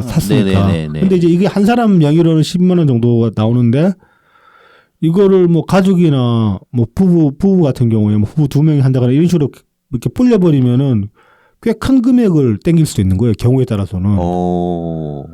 그러니까 막 몇 사람 이렇게 계정을 잘 많이 빌려오면은 뭐 한 100만 원 넘는 금액도 가능한 거네요. 근데 이제 팀원이 애초에 그 페이커 전환 환도를 200만 원으로 상환을 하면서 이거를 자기들 세일즈 포인트로 내세웠어요. 그 좀 골 때리는 거죠. 네네네. 그러니까 우리는 환치기를 잘해줍니다. 뭐 이런 거네. 세일 포인트가. 그러니까 상품권을 팔면서 상품권 깡 가능하다. 그러니까. 그리고 많이 남길 수 있게 해줍니다. 그거를 세일즈 포인트로 내세운 거예요. 그래서 이거 좀 이상하다. 이 당시 업계에서 이거 좀 왜 이러냐. 얘네들 좀 급전 땡기는 거 아니야. 그런 얘기 나왔었어요. 이제 관련해가지고 이제 그 언론사에서 이제 팀원 관계자한테 이제 질문을 하니까 팀원 캐시의 경우 오프라인 가맹점 증가 등 사용처가 늘어난 영향으로 프로모션을 진행하게 된 것뿐이고 실제로 할인 판매를 진행한 팀원 캐시의 규모가 크지 않다라고 설명을 했어요. 근데 안 그랬거든. 이거 좀 말이 안 맞거든. 굉장히 대대적이었다. 네. 그래서 이제 기사에서는 추측을 하기로는 이렇게 이제 추측을 합니다. 팀원과 위메퍼는 구매 후 최대 60일 이내에 판매자에게 구매 대금을 정산해야 하나 만기가 도래하자 현금이 부족한 큐텐 측에서 상품권을 급하게 팔아 자금을 수혈해 정산금을 지불한 것으로 보인다. 돌려막기다. 이제 이렇게 제대로 돌려막기네. 네, 돌려막기라고 이제 기사에서는 추측을 하고 있습니다. 네네. 그래서 이제 이렇게 돌려막기를 해왔는데 지금 이제 결국 사태가 터진 거잖아요. 네. 이거 관련해서 한국일보에서 이제 그 기사를 냈는데 26일 날 한국일보 기사를 보면은 뭐 제목이 이렇습니다. 팀원 10% 할인 초특가 상품권 판돈 못 받자 정산 돌려막기 터졌다. 이게 이제 무슨 내용이냐면은 팀원 그 캐시를 결제하고 취소를 중개하는 결제 대행사가 있거든요. 네네. 대행사는 뭐 기사에서는 밝히진 않는데 아무튼 결제 대행사에서 팀원의 이런 상품권 판매 방식을 문제를 삼았다고 합니다. 이제 어떤 식이냐면 팀원에서 상품권 결제 카드 그 업무를 맡은 이 결제 대행사는 팀원이 판매 대금을 자신들로부터 2, 3일 안에 받으면서도 고객들에게 상품권을 뒤늦게 제공하는 건 정상 거래로 보기 어렵다고 판단을 했다. 네네. 그 이제 대행사에 들어온 그 현금은 바로바로 팀원한테 쏴줘야 되는데 팀원은 그 소비자 그 구매자한테 상품권을 바로바로 주는 게 아니에요. 이게 좀 아마도 뭐 공구 형식처럼 뭐 묵혀놨다 주는 식으로 그렇게 했나 봐. 이거 근데 온라인으로 바로 쏴주는 것때 왜 묵혀놓는지 난 좀 납득이 안 가는데 그 이유가 납득이 안 가긴 한다. 그러니까 그러면은 결국은 이 결제 대행사는 그만큼 돈을 늦게 받을 요지가 생기는 거네요. 그렇죠. 네. 그럼 재미가 없지. 그래서 얘네들은. 그 업체 관계자가 이렇게 얘기를 합니다. 팀원이 상품권을 한 달 뒤에 주지 못할 수도 있는데 그럴 경우 환불 이슈 등이 생기기 때문에 문제 제기를 했다. 그렇지. 환불 이슈 생기면은 그거 더 피곤하네. 이 그렇죠. 결제 업체는. 네. 정당한 문제 제기죠. 네네. 그래서 이제 이 업체는 관련 상품권 판매 중지를 요청했지만 팀원이 이걸 무시를 했습니다. 그러니까 이제 이 업체가 이달 초에 팀원에 대해서 상품권을 실제 구매자에게 공급할 때까지 판매 대금을 주지 않겠다. 이제 지급 보류 조치를 내려버립니다. 그러니까 아마도 이게 지금 그 상품권 할인 판매를 하면 바로 주는 게 아니라 한 달 정도 묵혀놨다가 몰아서 주는 그런 식이었나 봐요. 네네. 그래서 이제 지급 보류 조치를 내렸는데 이게 업계 관행상 굉장히 이제 이례적인 일이라고 합니다. 실제로 그렇지 않겠어요? 이런 식으로 해버리면 그냥 원수지겠다는 소리나 마찬가지인데. 자, 그래서 이제 통상적으로 팀원은 이 셀러한테 결제일 기준 40일 정도 뒤에 수수료를 떼고 정상금을 지급을 해왔다고 합니다. 네네. 그래서 이제 지금이 7월이잖아요. 네. 올해 지금 정산하는 게 5월달 판매 대금이에요. 그랬는데 지금 이제 뭐 그래서 지금 팀원이 계속 돌려막기 식으로 해왔던 것 같은데 팀원이 그동안에 계속 거래 규모를 유지를 하거나 이제 거래 규모가 커져가는 상황이었으면은 크게 이제 문제될 건 없었던 거예요. 돌려막기를 해도. 실제로 이제 그리고 지금 팀원이 계속 그 거래 규모는 늘어나는 추세였다고 합니다. 그래서 6월 결제 추정액이 뭐 3,400억 정도 되는데 1분기 월 평균이 6,150억 정도거든요. 그럼 많이 는 거잖아. 네네. 3,000억이 8,400억 정도구나. 그러니까 한 2,000억 가까이 늘었다는 건데 그런데 이제 그 결제액이 계속 늘어나는 추세였기 때문에 사실 돌려막기가 가능했던 건데 이게 그 관행을 쭉 그동안 해온 짓을 쭉 지켜보니까 계속 지금 특가 판매를 계속 상품권을 뿌려댄 거야. 네네. 그래서 결제 대행사가 저거 이제 안 되겠다 싶었던 거지. 그래서 결제 대행사가 이 지급 보류 조치를 취해버리니까 취하고 어떻게 되나 봤더니만 한 방에 그냥 무너지는 거야. 이거 사실 그 뭐 지급 보증금도 보증금이 10%인가 20%인가 그렇거든요. 이런 상품권들이. 네. 그런 것도 제대로 지금 안 갖춰져 있었고 팀원 자체의 어떤 그 현금도 주고 있는 캐시도 거의 없었던 거예요. 근데 이제 이거 보면 굉장히 좀 어떤 기시감이 들지 않습니까? 네, 맞아요. 예, 예. 이 케이스 같은 경우에 지금 이제 뭐 국가적으로 굉장히 큰 문제가 되기도 하지만은 제가 이거를 이 기사를 들고 온 이유는 지역 상품권 때문이에요, 사실은. 네, 그렇습니다. 앞서 이제 뭐 지역 상품권으로 저희 기본소득 주면 되니까 얘기를 하셨는데 비시님께서 그렇죠. 우리가 그동안에 계속 얘기했던 게 그거 아닙니까? 왜 저렇게 그 지역 상품권 국고보조금에 그렇게 목을 매냐 이재명은. 그게 단순히 자기 정책 홍보 때문이냐? 그게 다가 아닌 것 같다. 너무 그런 것 치고 너무 집요하게 그런다 그랬었는데. 네네. 굉장히 집요하죠. 잊을만 하면은 그냥 무조건 꺼내야 되는 카드죠. 근데 이제 돌려막기 하다가 한번 막히면 이렇게 한 방에 날아가는 거를 지금 팀원 사태가 보여주고 있는 거예요. 그러니까 이게 어디 생각해 보면은 그 국고 보조금이 줄어드는 거 자체가 제법 시간이 됐단 말이죠. 네. 그러니까 큰 소리가 비슷한 시기면은 좀 어디서 앓는 소리가 나올 만한 시간이 흐른 것 같기도 한데 과연 이게 어떨까 모르겠네요. 지역 상품권은. 그렇습니다. 뭔가 정말로 지금 추측했던 게 맞다면은 뭔가 터질 수도 있을 것 같긴 한데 근데 네네. 올해까지는 국가 보조금 나오지 않았나 계속? 그러니까 액수는 좀 줄어들었는데 나오긴 하고 있죠. 네네. 그러면 지자체 자체 예산으로 퍼다가 더 집어넣든지 하겠지 뭐. 근데 이제 어쨌든 지자체는 할인율을 줄였죠. 네. 네. 근데 상품권이 많이 할인율이 보장되는 어느 정도 보장되는 한은 어느 정도 정착한 면은 있잖아요. 그거 이제 좀 그 현금 여유되는 사람들 특히 상품권 사다 놓고 쓰면 스스로 이익이라는 걸 아니까. 쓰죠. 네. 그렇게 그러니까 그 뭐 학원비 이런 거에다가 많이 쓰시는 부모님들 많죠. 네. 근데 뭐 엊그저께 난 기사 하나 보니까 경기도 지자체 몇 군데에서 상품권 깡하는 거 좀 적발해가지고 뭐 단속 들어왔다고 그런 얘기도 있더라고. 뭐 그런 거는 꾸준히 잡아내야죠. 상품권을 금괴로 깡한다고 그러더라고. 거기는. 상품권을 금괴로? 네. 원래 이제 그 금괴는 못 사기도 귀금속은 못 사거든요. 저 상품권으로. 네네. 근데 그거 사가지고 깡하는 경우가 있다고. 와, 그럼 기사가 났더라고. 야, 차익이 막 붙네. 차익이 붙는데. 만약에 뭐 금시세가 만약에 오르고 있는 거기도 원래 이제 액면가보다 싸게 사는 거잖아. 할인율 적용된 이제 지역 상품권으로 사는 거니까. 그렇죠. 네. 그래서 꽤 이제 쏠쏠하게 남길 수 있다. 헐. 뭐 이제 그 귀금속 가게에서 네네. 금거래소나 그런 데서 뭐 가라로 영업전을 하나 내든지 그래야지 상품권을 결제를 할 수 있게 만들었나 보지. 큰일 날 짓들을 하고 있네. 근데 이제 왠지 좀 그런 이거 뇌피셜이긴 합니다만은 그런 식의 어떤 귀금속 같은 거를 굳이 그렇게까지 깡한다는 거는 좀 큰 돈이 왔을 가능성이 있지 않느냐. 상품권으로. 그렇죠. 네네. 그러면 이제 또 알게 모르게 검은 돈 느낌도 들고. 그럼요. 네, 살살 그런 느낌이 들긴 합니다. 아무래도 지금 뭐 금값이 계속 오르고 있는 추세인데 네.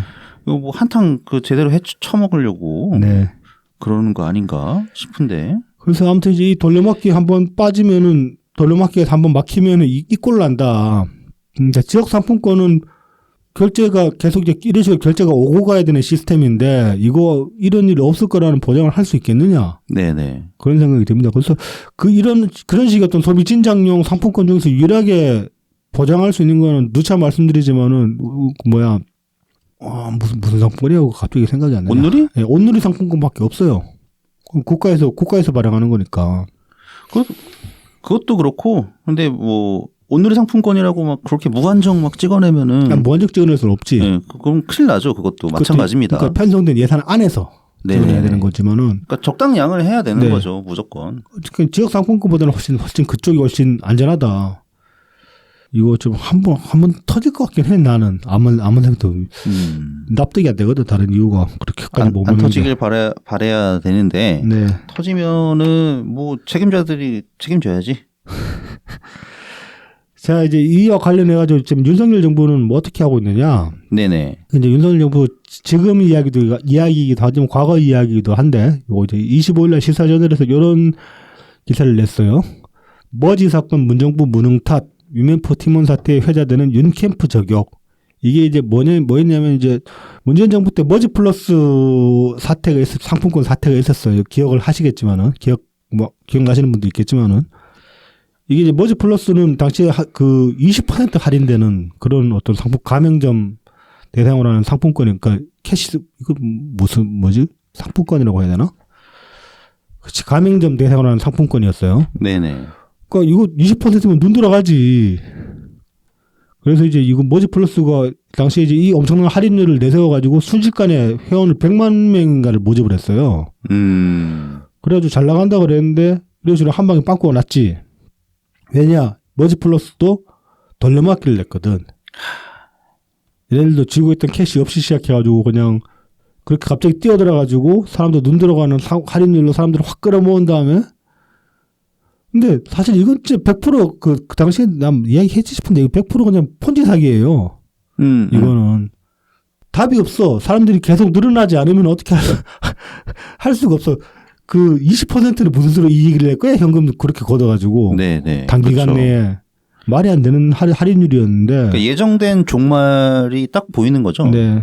그 당시 이제 이런 일이 있었는데 이거를 가지고 이제 2028년 8월에 그 윤석열 캠프 측에서 이런 얘기를 했습니다. 손 놓고 관망한 문재인 정부의 책임이다. 그 이제 뭐 가뜩이나 사회적 거리두기 등으로 어려움을 겪고 있는 자영업자에게 날벼락이 또 하나 떨어진 셈이다. 그건 뒷짐지고 사태를 관망해온 정부의 책임이 크다. 뭐 그러네. 뭐 이제 뭐 틀린 말이 아닐 수도 있어요.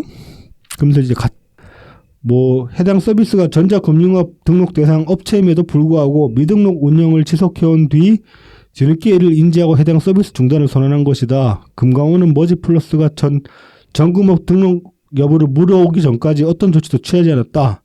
금감원이 인지하지 못했다면 문재인 정부 스스로 무능한 정부임을 자임하는 것 아니겠는가. 그러니까 규제 사각지대에서 이제 저렇게 놀고 있었는데 규제 사각지대를 그렇게 내버려둔 게 문재인 정부의 무능함이다. 이런 식으로 이제 비판을 했어요. 그러면서 또 이제 사태가 터졌는데도 불구하고 또 이제 뭐가 문제인지 깨닫지 못하고 있다. 그러면서 이제 그 관련한 책임을 방기하고 있기 때문에 이거 노답도 이런 노답이 없다. 이런 식으로까지 얘기를 했습니다. 당시에. 네네네. 이렇게 이제 일 터지기 전에 감지 못한 것도 무능하고 일 터지고 나는데 제대로 대처를 못한 것도 무능하다. 이렇게 되게 신랄하게 비판을 했었는데 지금 윤석열 정부 지금 똑같은 꼴을 겪고 있을 뿐만 아니라 이거는 머지 플러스보다 훨씬 커요, 규모가. 티몬이랑 유니폰은 유명하잖아. 그렇죠. 이게 굉장히 오래된 회사들이죠. 오픈마켓 시장에서는 지금 랭킹 한 5위 안에 들어요, 얘네들이. 위에 보면 알리랑 옥션, 지마켓 이런 거 제외하면 쿠팡 지마켓 제외하면은 그 밑에 있거든. 아, 네네. 굉장히 큰 시장들이고 이런 데서 지금 한 근 6개월 넘게 돌려막기를 해왔는데 정부는 지금 이거 감지 못했다는 얘기거든. 지금 이렇게 일 터진 거는. 네네. 훨씬 규모가 크게 그것도. 그러니까 니들은 뭐 했어? 이 지금 보면 이 머지 플러스 아까 말씀드렸다시피 단기간에 100만 정도 모았다 그랬잖아요. 회원을. 네. 팀원이 좀 한 50만 가까이 돼요. 회원이. UF도 그 정도 돼요. 그 3배가 넘는 규모인데 그 단순 규모만 봐도. 근데 이거 윤석열 정부 뭐 했어? 이 일이 이 지경이 될 때까지. 그러니까 금감은 뭐 했나 네. 지금까지. 그리고 이제 업체 터지고 지금 일 터지고 나니까 또 상황을 예의주시한다. 그런 얘기를 하고 있습니다. 그러면서 뭐 소비자와 판매자 피해가 커지지 않도록 최선의 노력을 다할 것이다. 이것도 하나만 하는 소리고 뭐 관련 당국에서 대응 방안을 검토 중이고 피해자 구제 방안을 검토하고 있다. 이러면 이제 피해자 구제는 거의 없을 거라고 봐야 되겠죠.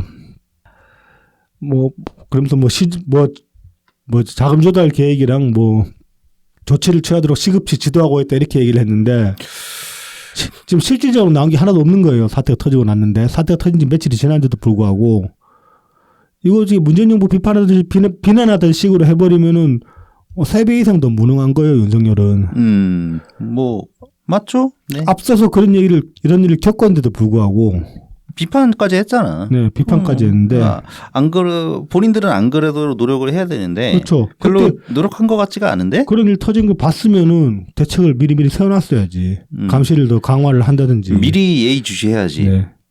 그나마 여기서 지금 보면 결제 대행사가 그나마 더 크기 전에 이거 일 막은 거 아닌가 그런 생각도 듭니다. 맞아요. 이거 좀 계속 규모가 좀 결제 규모가 커지는 규모였고 커지는 추세였거든. 그렇죠. 냅두면은 이제 아이고 저 때는 나 저러다 언젠가 터지겠는데 그런 생각이 들어도 당장에 그 손대기가 위험하니까 결단 못 내리면은 계속 커지게 놔둘 수 있단 말이야.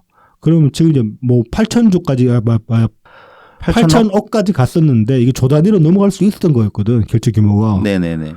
그리고 조 단위가 막 안 그래도 그러니까 그 결제 규모가 커지는 중이었잖아요. 커지는 중간에 갑자기 이제 딱 커트를 한 거죠. 결제 대행사가. 네네. 한편은 이제 결제 대행사가 좀 그나마 그 뭐 상식적인 판단을 했다 그런 생각도 듭니다. 굉장히 단호했네. 네. 자 이제 마지막으로 이 관련해 가지고 우리 당에서도 입장이 나왔어요. 이제 어제죠 26일이니까. 어제 전병현 이제 당대표께서 이제 책임이 모두 발언을 하셨습니다. 팀원 UMF 지급불능 사태에 대한 여야의 공동 조사단 구성과 수습대책위원회 구성을 촉구합니다. 두 업체의 지급불능 사태로 M1 소비자들의 피해가 눈덩이처럼 불어나고 있습니다. 두 업체의 한 달 거래액만 1조 1천억으로 추산되고 있습니다. 수천억 원의 도미노 피해가 일어나고 있습니다.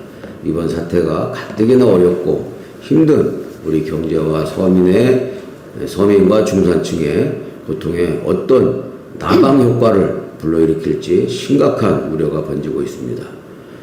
거대 양당은 정쟁 중단과 함께 국회 차원의 진상 조사 및 피해 구제책 마련에 신속하게 공동 노력해 줄 것을 강력하게 촉구합니다.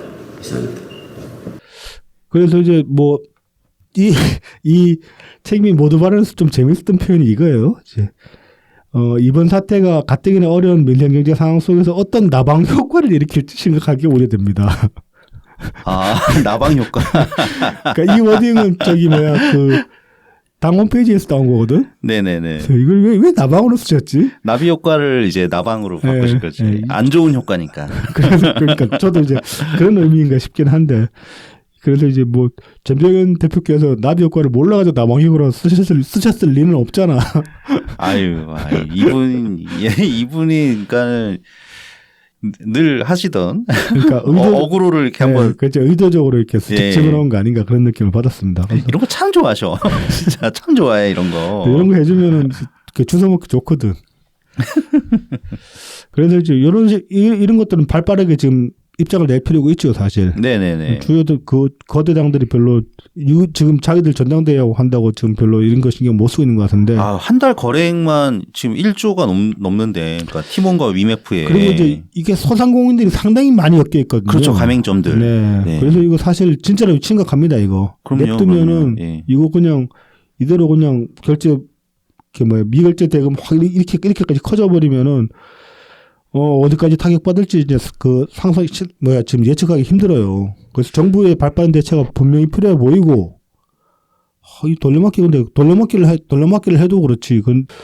돈을 어디다가 뺐었길래 돌려막기를 이렇게까지 하게 되는 거지? 아, 그것도 뭐, 철저한 진상조사를 해야죠. 네.